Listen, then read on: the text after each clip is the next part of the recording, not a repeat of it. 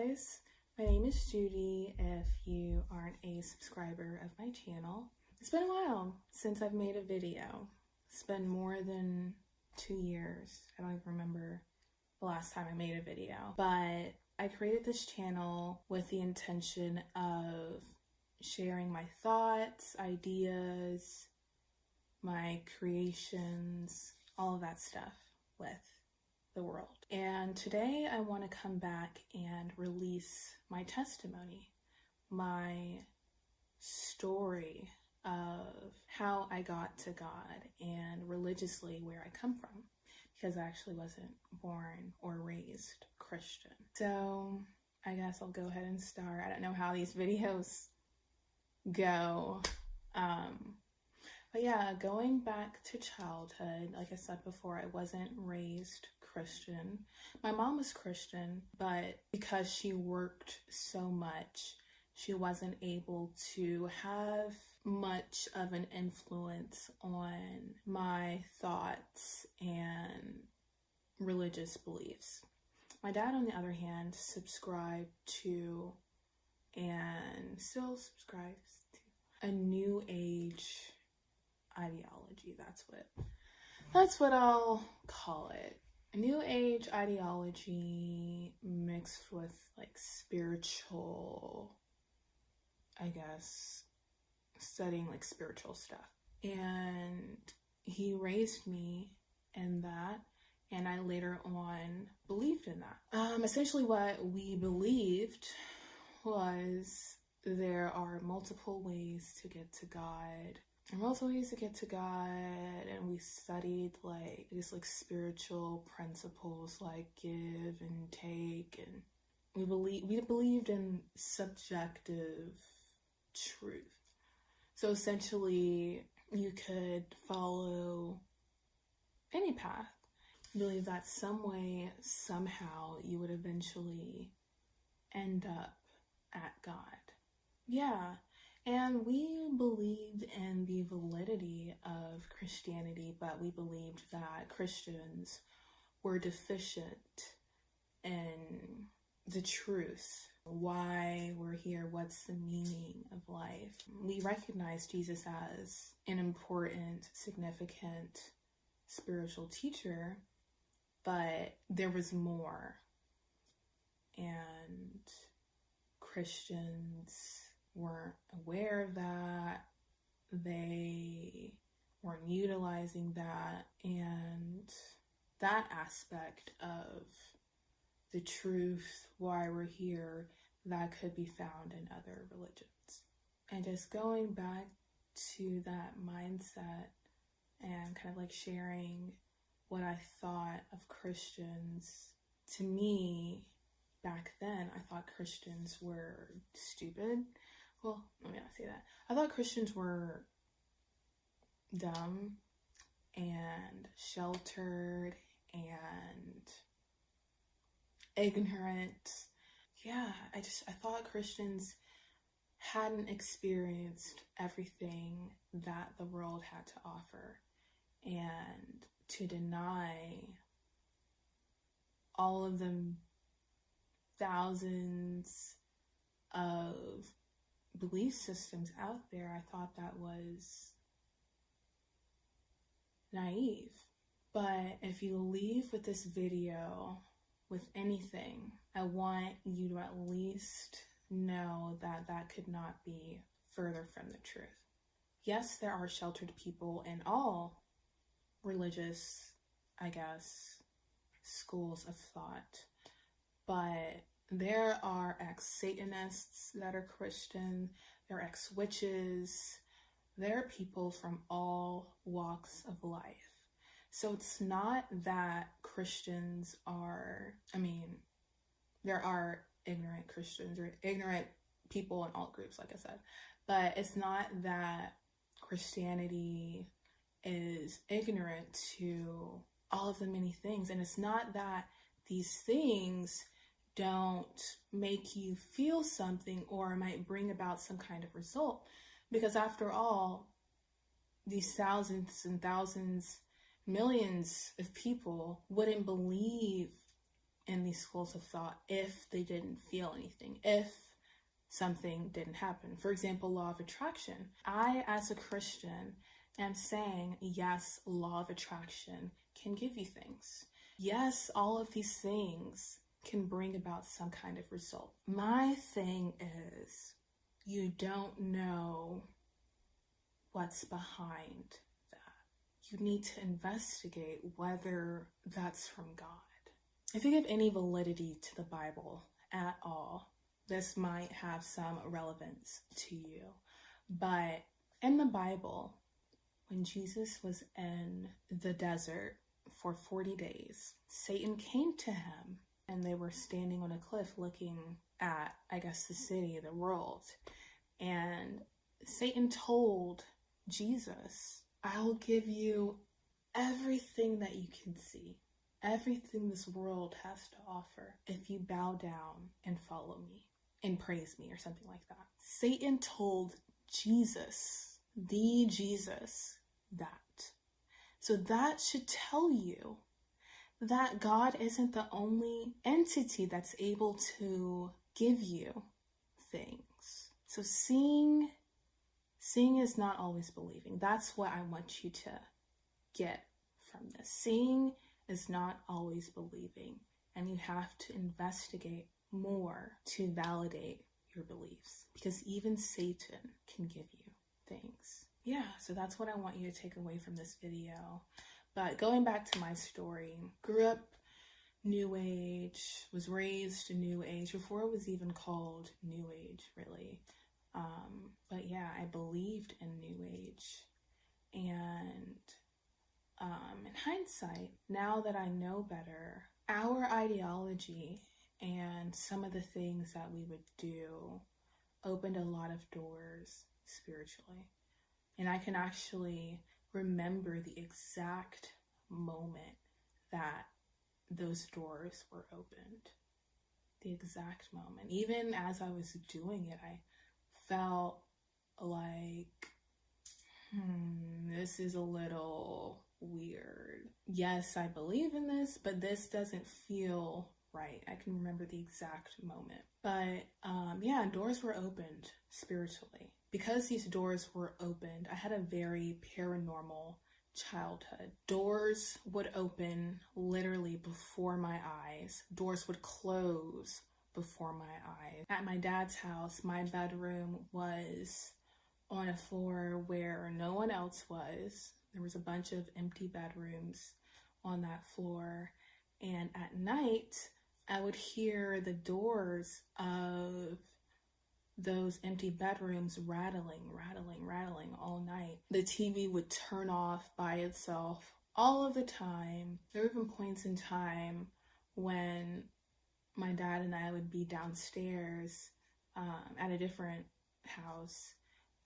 We had moved then, but my dad and I would be downstairs and we would literally hear footsteps running upstairs, jumping. The presence of these entities were very dominant in the sense that they had a right to be here. It was so dominant that they didn't even care that we heard them. They weren't trying to hide. They made sure we knew that they had a right to be there. It was so loud. It was louder than what a human's footsteps could produce.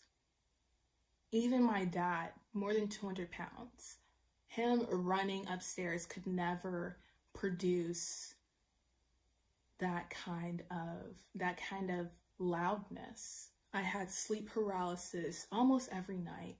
It got so bad to the point that I wouldn't even sleep at night. I would just wait until it would get light outside and then I'd go to sleep. And even then, I wouldn't really sleep long. I was very restless. Yeah, sleep paralysis every night. I had dreams all of the time. Dreams in combination with sleep paralysis. But on one particular night, I was at my mom's house and I was home alone. My mom had to go to work. and I had sleep paralysis again. But this time, it was one of the worst I had ever had. Not only did I have sleep paralysis, but whatever entity that was giving me sleep paralysis, that entity tried to push me out of my body.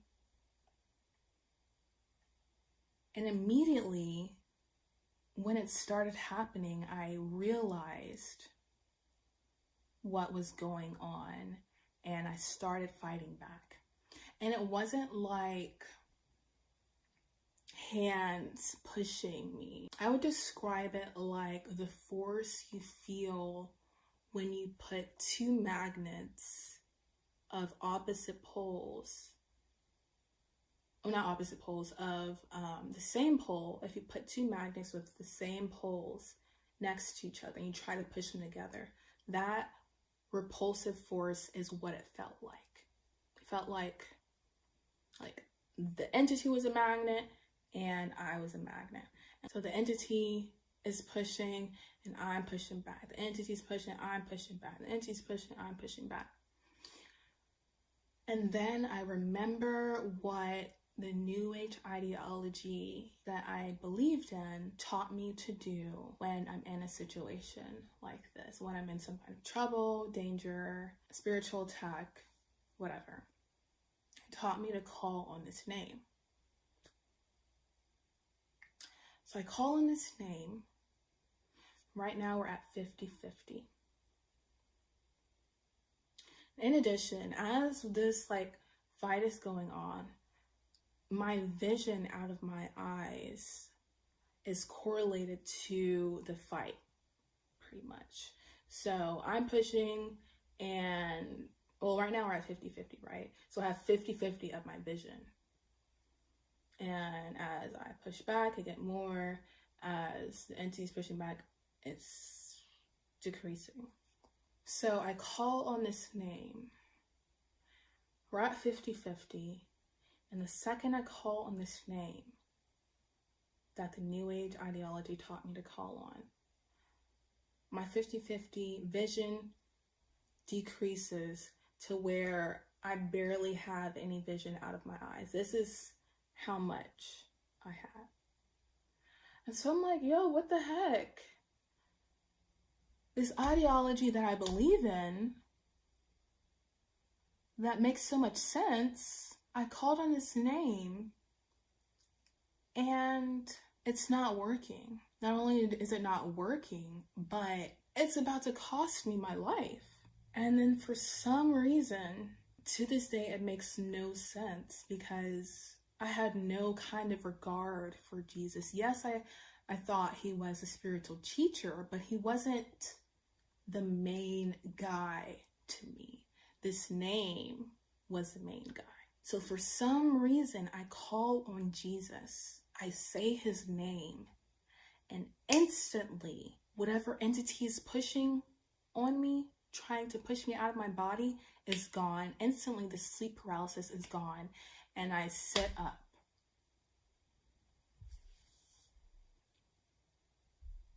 And I'm sitting there so shook. I was shook for a few days after that. Because the premise of the New Age ideology was that Jesus was not the main guy. That's what the ideology taught.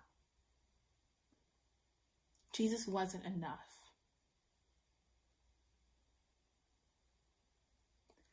But in real life, with this experience that I had, the name that the ideology said was the main guy almost cost me my life. And Jesus, this person we just threw to the side, said he was, he did amazing stuff, but, it was deficient. Jesus made this entity immediately go away. I was shook. Because my whole paradigm, everything that I thought was true, was torn down by this single moment.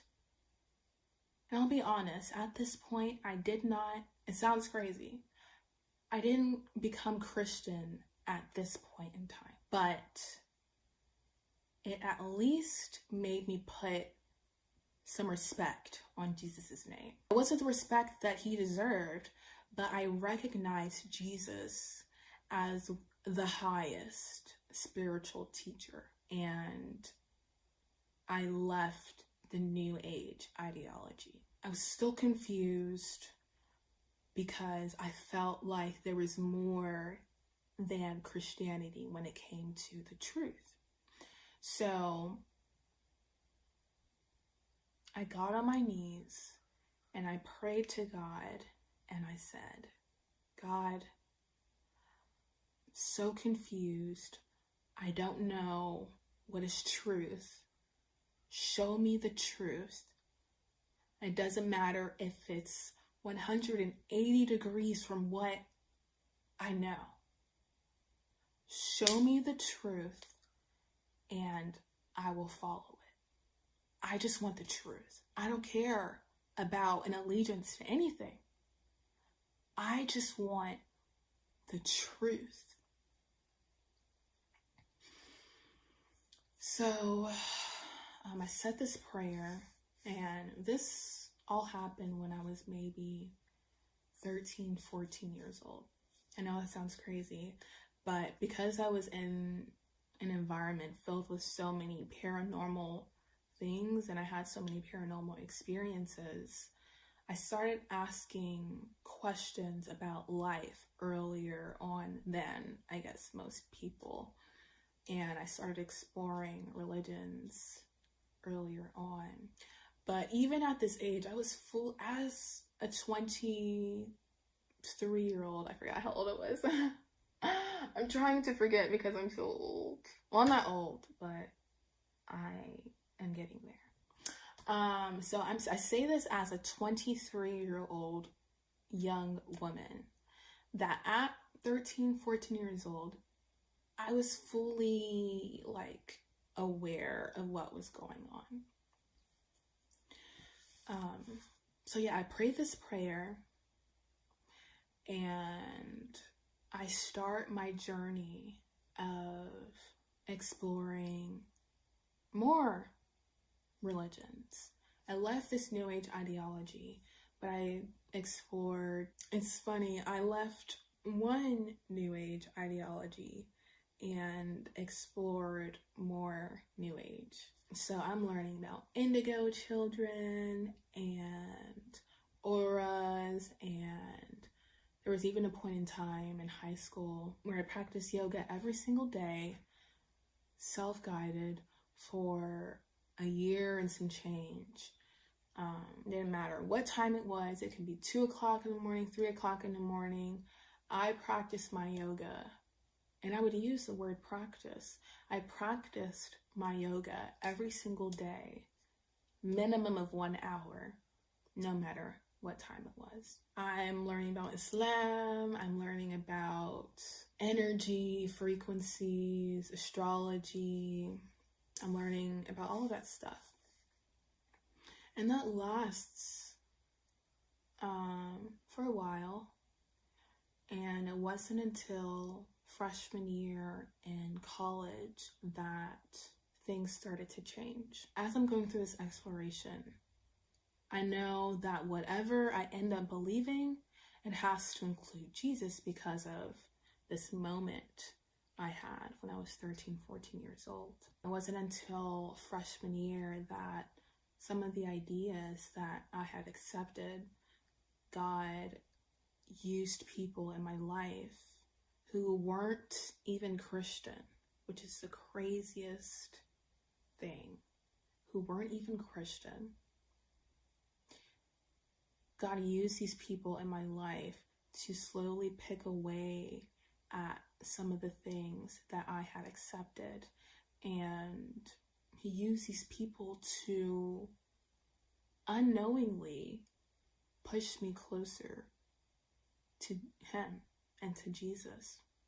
Anyway, so I'm talking with my roommate who's not Christian. I'm telling her that I believe in Jesus, but I also like crystals. And she literally looks me dead in my face and says, Judy, you can't do both. You can't believe in Jesus and also do crystals. Just like, what? Why are you saying that I have to choose? In New Age premises, you can just believe whatever you choose to believe in. And I'm choosing to believe in Jesus and crystals. Why are you saying that I can't? She doesn't say anything more. She just says you can't do both.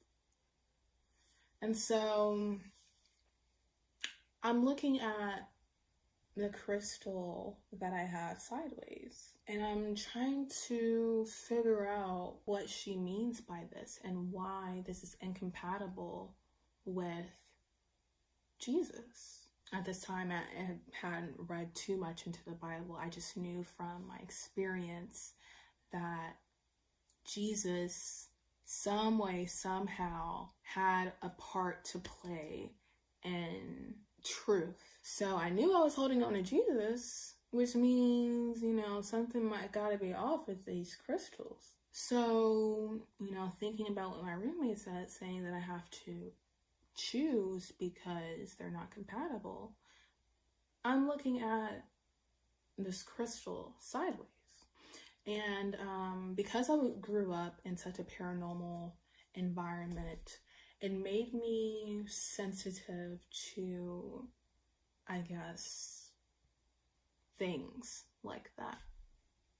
I wouldn't really say that I had an ability per se, but it made me sensitive to that, where I can feel things.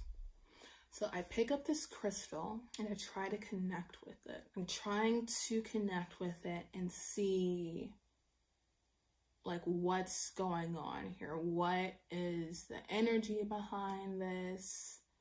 What's going on? And so in me trying to connect with it, I feel the energy of the crystal putting off a vibe of, I don't know if you've seen Aquamarine, but in Aquamarine, the mermaid, she has these little sea stars.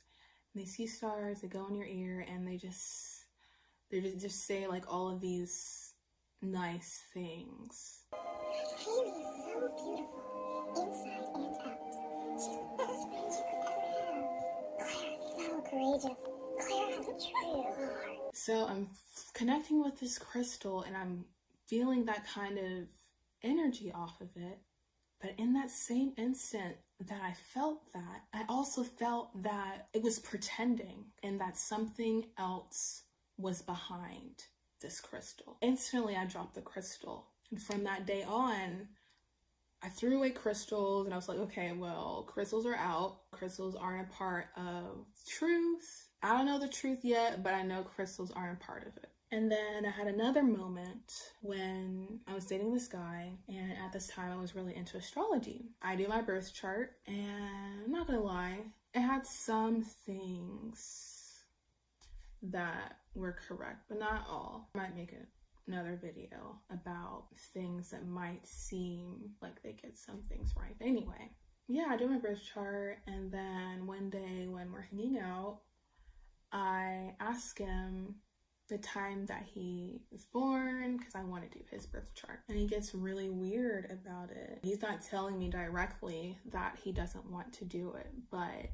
I'm feeling that he doesn't want to do it. He is Muslim, and at the time I believed that Muslims and Christians, I guess I wasn't fully Christian at the time, but because I believed in Jesus, I guess sometimes said that I was Christian. Anyway, yeah, I believe that Muslims and Christians believed maybe not the same things, but at least believed in the same God. And so he is rejecting astrology despite us really believing that we believe in the same God. And so I'm thinking, what does he know that I don't? We believe in the same God. What does he know? And so I cool off from astrology.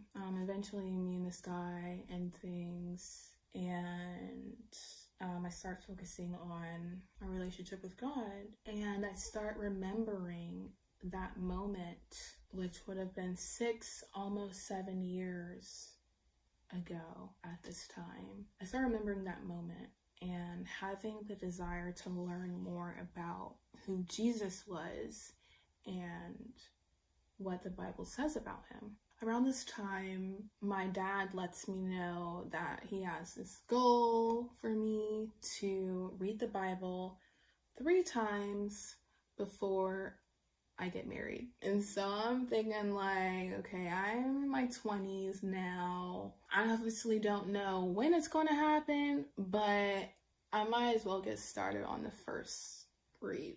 To this day, my dad's not Christian. That just goes to show how God can use people, and those people have no idea. So I'm reading, I'm learning all this amazing stuff. I'm connecting it with science and physics and the Big Bang. I'm learning all of this amazing stuff. And then I start getting these dreams. I start getting these dreams of me being left behind on the last day. I'm getting these dreams and I'm like, God, what do you mean? What do you mean you're leaving me behind? Why do you keep showing me this? I'm reading the Bible. I know all of this stuff. I'm studying all the time. I'm researching. Why do you keep showing me that I'm getting left behind on the last day? And I had these dreams like 3 or 4 times, and I can't figure out what God is telling me. I can't figure it out, but I just continue to sow into my relationship with God and ask him why. So now it's fall semester of 2018. This is now 7 years after that moment that I had at 13, 14 years old, when Jesus saved my life. And I'm learning more, and I'm still getting these dreams. So like I said before, growing up in a paranormal environment, I developed this sensitivity. I can't see things, but because I was around it so much, I'm able to walk in a room and know that something is there. And I wouldn't necessarily say that I was born with it, really. I wouldn't say that. Or maybe, I don't know. But the most logical explanation I could give is just from repetition. I give an analogy. We all grow up looking at the sky every day. We can look at the sky, see the color of the clouds, and probably with an 80% accuracy, we can say what the weather is going to be like that day. In some regions more than others, but I digress. That's the way I would describe it when it comes to being able to sense that something is there. Just repetition, being around it all the time. And I will say, I feel like everyone really has the ability to sense. As someone that's seen a lot of things, I'll say that if you having a great day, everything's going great that day, and then all of a sudden you walk in your house and you sense something, 9 times out of 10, you're right. We all have the ability to sense. It's just that we might brush it off, or we're not confident in that sense because we haven't sensed a lot of things before. Anyway, because of the way I grew up, I have a sensitivity, and it's fall semester of 2018, and I'm starting to sense that something is in the atmosphere in my apartment. Something is off, and that there's a presence. I'm feeling it for a couple days, whatever, brush it off. I've been through so much that stuff like that doesn't even faze me. I don't even get scared of things like that because I have Jesus. And then one day I walk in the apartment and I sense it very heavily. I'm alone in the apartment. None of my roommates are home. I walk in and I'm just like, you know what? I had an anatomy test to study for, and I was like, I don't have time for this. I need to know these bones for this test on the skeletal system. I don't have time. So I leave and I go to study on campus. Now at my university, a lot of the tests seem to be, I guess, synchronized across campus. 7 times out of 10, if you have a test, there are thousands of people that have a test as well. And because of that, all the study spaces are just full of people studying for their tests. But I knew a place on campus that no one really knew about, had nice bathrooms, smelled nice, everything was great. So I decided to go there. And I go there and it's pretty empty as I expected. And I get all my stuff out, get settled in, lay all my snacks out, and I look up and there's this light that is flickering. It flickers like maybe 4 or 5 times. Flicker, flicker, flicker, flicker. It flickers very eerily, like the movies. I see that and I'm like, okay, no, I gotta go. I, at this time, was also watching videos of an ex-Satanist that turned Christian, and in the videos he talks about like some of the things that go down on that side, and just like, you know what, I need to be in the side of people. Yes, it might be louder, whatever, but I need to be in the side of people. I need to know these bones. I don't have time for anything to go down today. So I walk to a library that's not too far from this hotel, from our campus hotel. And I went to a southern university, and in the south we have these bugs called cicadas, and they make this pretty neutral buzzing sound. In front of the library that I was walking to, there's this wooded area. So I'm walking by this wooded area. It has cicadas in it, so I'm hearing cicadas. And then all of a sudden, the cicadas sound turns into the sound of a snake hissing. And it does it twice as I'm walking in. This is not, okay, so this is supernatural. Something's going on. But you know what? I need to know these bones. Not even paranormal stuff is going to distract me from studying. So the next day, I'm also using this day as a study day. But before I go to study, I go to a grocery store that's not too far away to get some snacks. So I go to the chip aisle and I'm looking at the chips, trying to decide what I'm gonna get. And out of the corner of my eye, I see a man that looks like he's on the rougher side. And I grew up in the hood, so I'm actually able to say this with experience to back it up.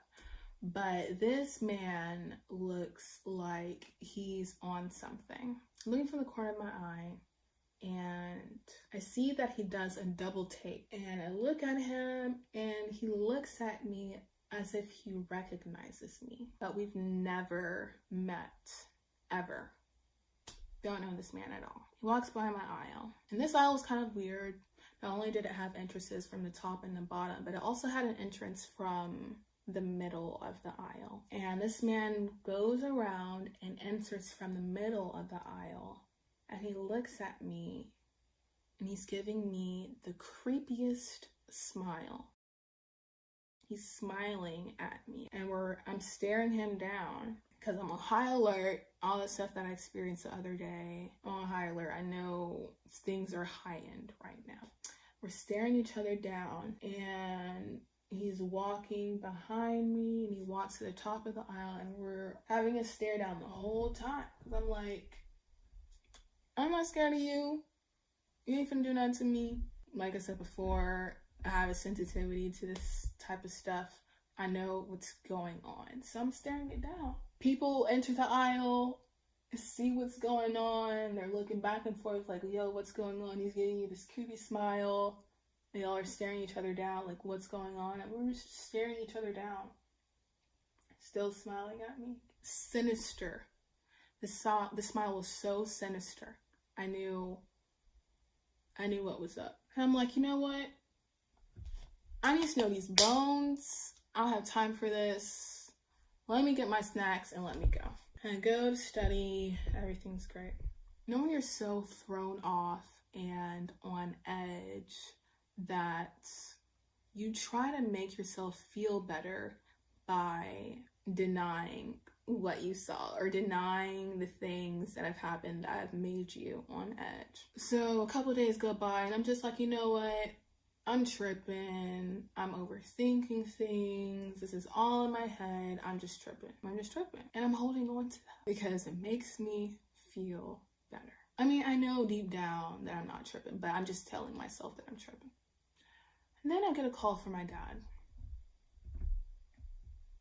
Mind you, this is all within the span of a week, jam-packed week, but whatever. I get a call from my dad, and I wasn't there to answer his call, but he left me a voicemail. On the voicemail, he said, "Judy, call me back. It's urgent." I was like, urgent? What's going on? Never really left me a voicemail like that. So I call him back and I'm like, "Hey Dad, like what's going on?" And he tells me that my aunt called and wants to talk to me. Now I wasn't really raised around my extended family, so I love my aunt. I think she's cool. I think she's actually really cool. But because I wasn't really raised around her and we don't really talk often, it was very peculiar for her to call my dad asking for me. So I'm extra thrown off. So I'm like, "Okay, Dad, I'll call her and see what's going on." I call my aunt and, she asked me how I'm doing, whatever. And then she asks me if I'm okay. I'm like, "Yeah, I'm okay." And then she tells me that her friend had called her and asked her if she knew someone named Judy. And at first she said no, because she was mainly only thinking of the people that she sees every day, like her coworkers, just like immediate people around her. She says no. And then later on, she calls her back and she says, "Actually, yeah, I know someone named Judy. My niece that's miles away, her name's Judy." She's like, "Okay, yeah, something is telling me that we need to be praying seriously for Judy. We need to be praying for her safety." And when she told me that, I was like, great. All the stuff that's been happening, it's not in my head. Great. Now I don't have that blissful ignorance. All the stuff that I was experiencing is actually happening. This stuff is real. So not only did I feel like spiritually that side of things was heightening, like evil, I guess, manifestations were heightening, but my relationship with God was also heightening. It felt like everything was coming to a peak. And I've watched some other testimonies and it seems like that tends to happen a lot. But anyway, it seemed like everything was coming to a peak. I still don't know why I keep getting these dreams of me getting left behind. So I'm praying really seriously. Got this new information. I'm just like, okay, I need to figure out my relationship with God. I need to know what I'm doing wrong. What am I missing? Why do you keep giving me these dreams of me getting left behind? And then I have this realization that all of this time of me reading and researching and finding all of these connections, I wasn't making God the head of that process. I wasn't making Jesus the head of that process. I was trying to be in control of my salvation. I set all these standards for myself. Okay, I have to read the Bible all these times. I need to make all of these connections, and you connect this all back to science. I need to do all of these things. I hadn't submitted to Jesus. I hadn't submitted to God. So in that moment, I realize and I submit. And I feel in my heart at that moment, I was saved.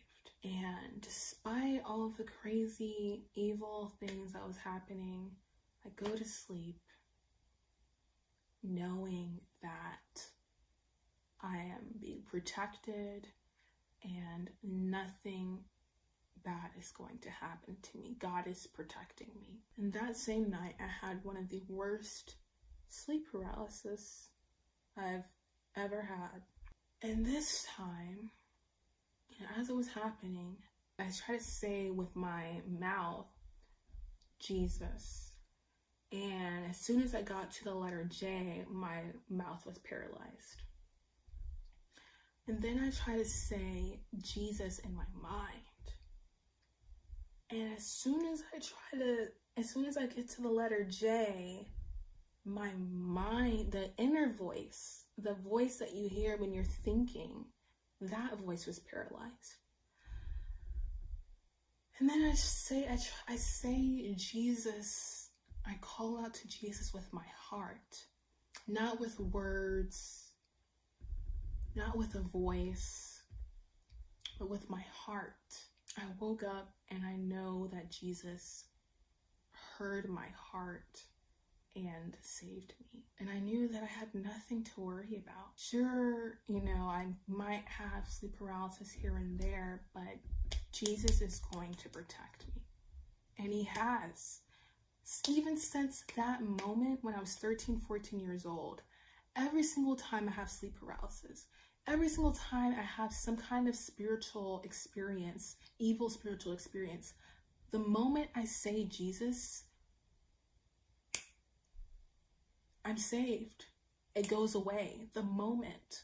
There hasn't been one moment I've said Jesus and I've not been saved. So yeah, after that day, I completely turned my life around. Not because I felt like I had to, but because I wanted to. I didn't want anything keeping me away from God. I didn't want anything getting in the way of my relationship with God. I was dating this guy at the time, and though we were very, very close, I knew that our relationship was a hindrance to my relationship with God. And so I broke up that relationship. I cut out so many things out of my life. So many things. I fasted.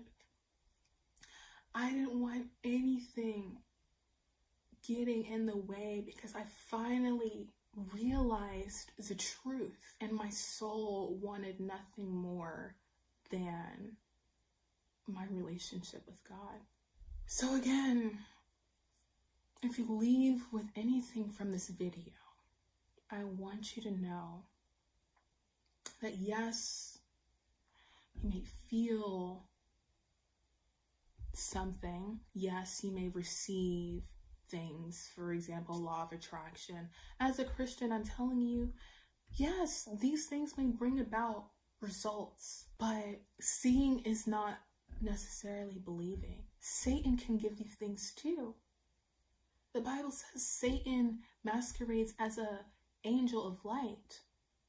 The Bible says that Satan offered Jesus, the Jesus, everything that this world could offer. The Bible says that Satan is the prince of this world. Think about the actual church of Satan, right?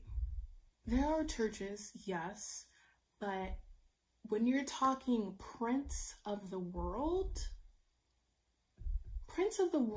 is a good majority of the population.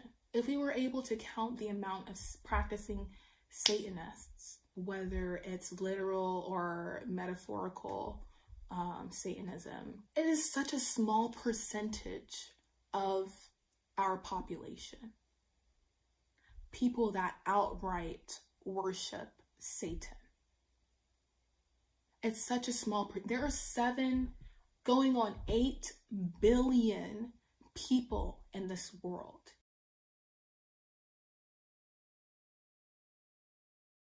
And in the Bible, it says that Satan is the prince. A small percentage of the population is not no prince to me. That's not a prince, okay?